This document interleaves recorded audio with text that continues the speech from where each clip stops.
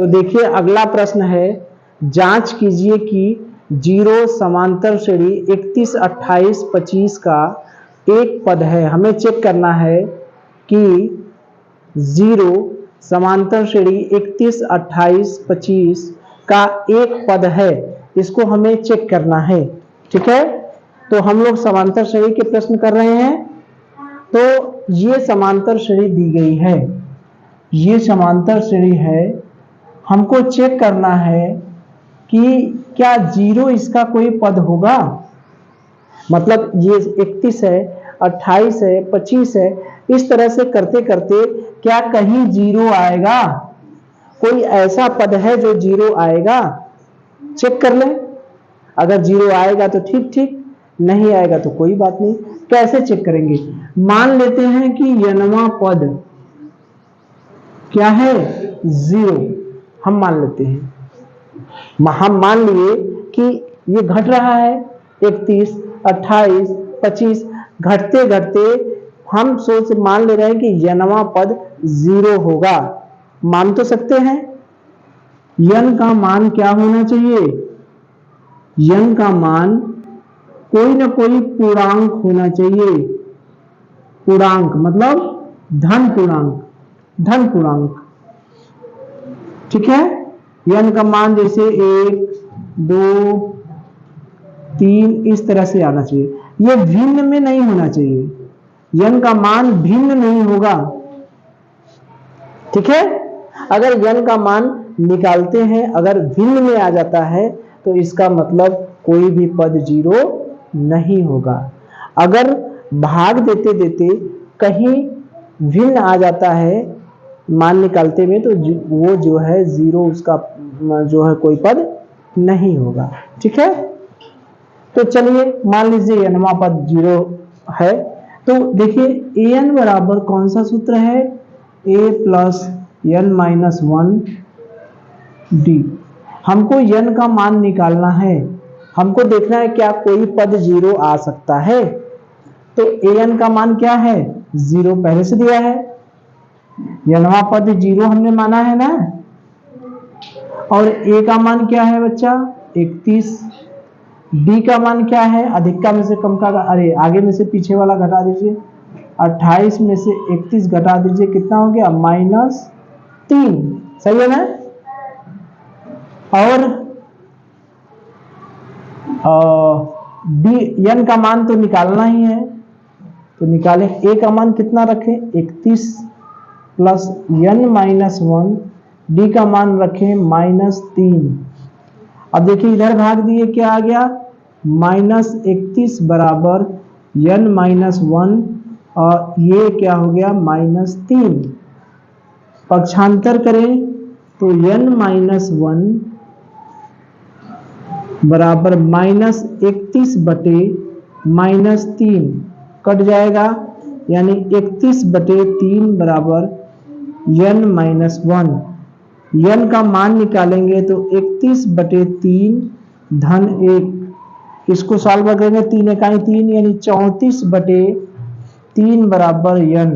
तो n का मान क्या आया, भिन्न। क्या आया, भिन्न।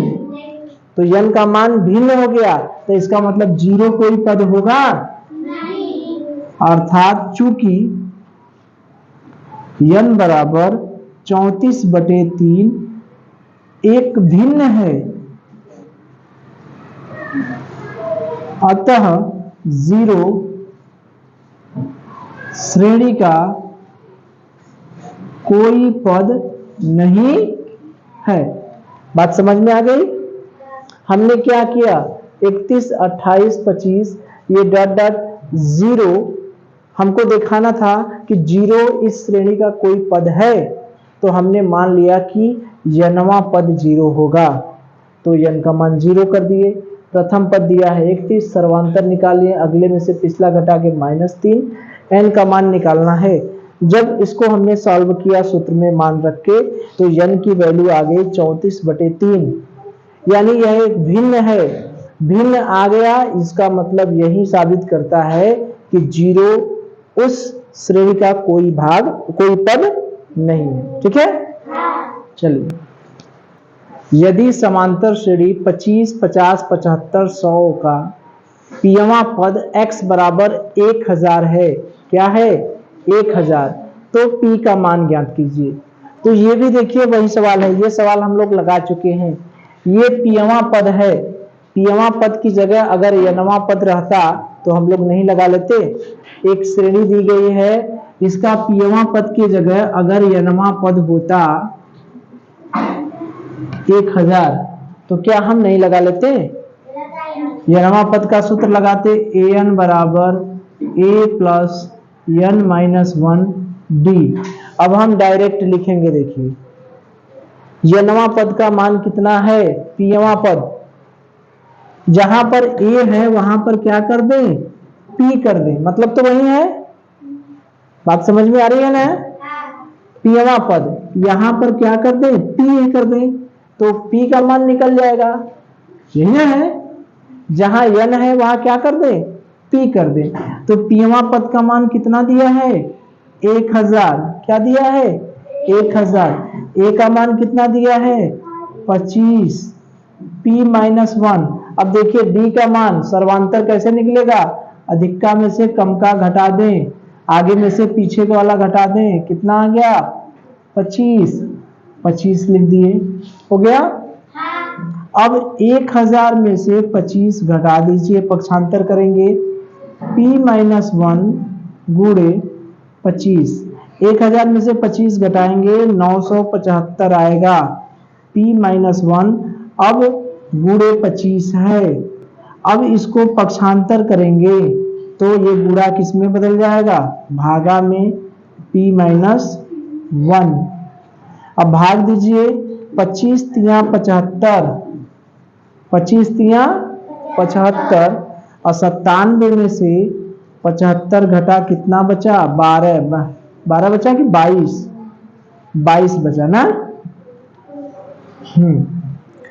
7 में से 5 गया 2, 22, तो 22 का मतलब हो गया कि 225, यानी हो गया 9 बराबर p माइनस 1। पक्षांतर कर दिए, 39 प्लस 1 बराबर p, यानी 40 बराबर क्या हो गया p। तो जहां n था वहां पर हमको p कर दिया है। 25, 50, 75, 100 का pवां पद x बराबर 1000 है, pवां पद 1000 दिया है तो p का मान पूछ रहा है। तो nवां पद का सूत्र हम जानते हैं, an बराबर a plus n minus 1 d। जहां n है वहां पर क्या कर दिया है p, तो n की जगह p कर दिए, n की जगह p कर दिए। तो nवां पद क्या दिया है 1000, प्रथम पद क्या है 25, p का मान निकालना है। सार्वंतर निकालने के लिए अगले पद में से पिछला पद क्या करते हैं, घटा देते हैं। तो 50 में से 25 घटा दिए 25, इसको सॉल्व किए, क्या आ गया 40, यानी किस पद का मान 1000 होगा, 40 में, ठीक है। चलिए देखिए, समांतर श्रेणी 3, 1, माइनस 3, 3 के लिए सार्व अंतर ज्ञात करना है। तो सार्व अंतर ज्ञात करने के लिए हम क्या करते हैं, अगले में से पिछला घटा देते हैं, यानी 3 के बाद क्या है 1, तो 1 में से 3 घटाएंगे क्या आएगा -2, यानी कौन सा ऑप्शन सी। अगला है देखिए, एक समांतर श्रेणी का सार्व अंतर -4 है, यानी a की वैल्यू d की वैल्यू -4 है और 10वां पद -8 है, यानी n की वैल्यू है 10 और an की वैल्यू है -8। तो प्रथम पद ज्ञात कीजिए, इसको हम लगा दें। देखिए, यदि किसी समांतर श्रेणी का सार्व अंतर -4 है, 10वां पद है -8, तो श्रेणी का प्रथम पद बताइए। प्रथम पद हमें निकालना है, तो क्या करेंगे, ठीक है। तो d का मान क्या है -4, 10वां पद है -8, तो हमें प्रथम पद पूछ रहा है। प्रथम पद इन्होंने क्या पूछ रहा है? a का मान। 10वां पद मतलब nवां पद, यही ना है। तो an बराबर होता है a प्लस n-1 d। nवां पद का मान कितना है? -8। कितना है? -8। a की वैल्यू क्या है पूछ रहा है। n का मान कितना दिया है? a का मान तो पूछ रहा है। n का मान कितना दिया है? 10। d का मान कितना दिया है? -4। ठीक है। और an की वैल्यू कितना दिया है? -8। a का मान पूछ रहा है तो बकिया सारे मान दिए हैं कि नहीं? a का मान पूछ रहा है तो बकिया सभी मान दिए। an का मान दिया है, n का मान दिया है और d का मान दिया है। तो an की वैल्यू हो गई -8, a प्लस n का मतलब 10 - 1 और d की वैल्यू है -4। तो -8 बराबर a प्लस 10 में से गया 9 गुणे -4, यानी -8 बराबर a प्लस 9 चौका 36, -8 बराबर a -36, यानी माइनस में प्लस का गुणा होगा, क्या होगा? माइनस। तो इधर आएगा तो क्या होगा? पक्षांतर करेंगे तो -8 प्लस 36, यानी a बराबर क्या होगा? 28। यही हुआ ना?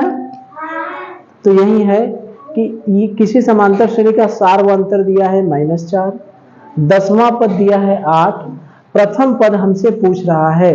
तो an बराबर a प्लस n-1 d। इसमें a का मान पूछ रहा है तो बकिया सारे मान दिए गए हैं। an यानी nवां पद की वैल्यू क्या है? -8। n की वैल्यू क्या है? 10। d की वैल्यू है -4। इसको सॉल्व किए, a की वैल्यू आ गई 28। कितना आ गया? 28।